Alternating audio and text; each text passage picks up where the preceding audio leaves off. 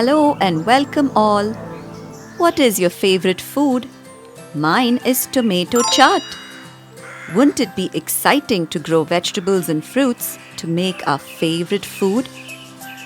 Home gardening is a hobby that can teach us many lessons like patience and love for nature. Anyone can start a garden, but the secret is to try, and try again. Follow these simple steps to home gardening. The first step is to find seeds or saplings. Take a look at your kitchen spice box to find seeds of fenugreek or methi. Buy or borrow seeds like brinjal. We could even try ripe fruits like tomato or the roots of herbs like mint. Now let's see where we can grow. If you do have outdoor garden space, find a spot that already has something growing naturally. You may find healthy soil in this spot. If not, terracotta pots, takeaway boxes or broken plastic buckets make excellent planting pots. At the bottom, make 2 holes that are just big enough to allow your little finger to pass through. Holes will allow excess water to drain. Add a layer of small pebbles to prevent the soil from blocking the holes. Healthy soil will give us healthy plants. Let's get our hands dirty. Clay soil is not suitable since it will not allow the roots to grow. Gardening soil should be able to crumble easily in your hands and be dark brown in color. This texture will allow the roots to grow through the soil. One way to prepare gardening soil is to mix 1 part red soil and 2 parts compost.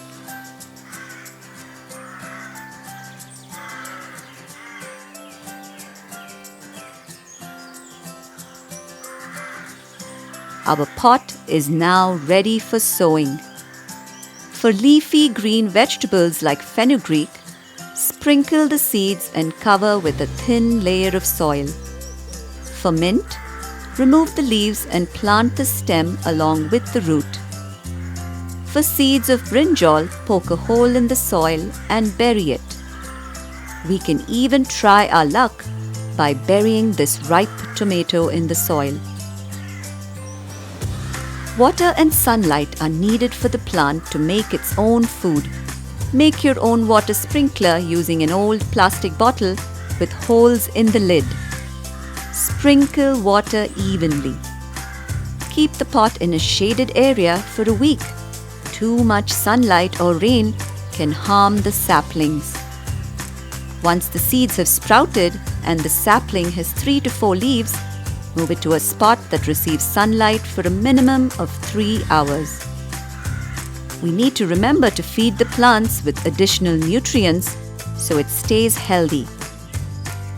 Banana compost tea is a liquid fertilizer that can be made by soaking banana peels in water for 7 days.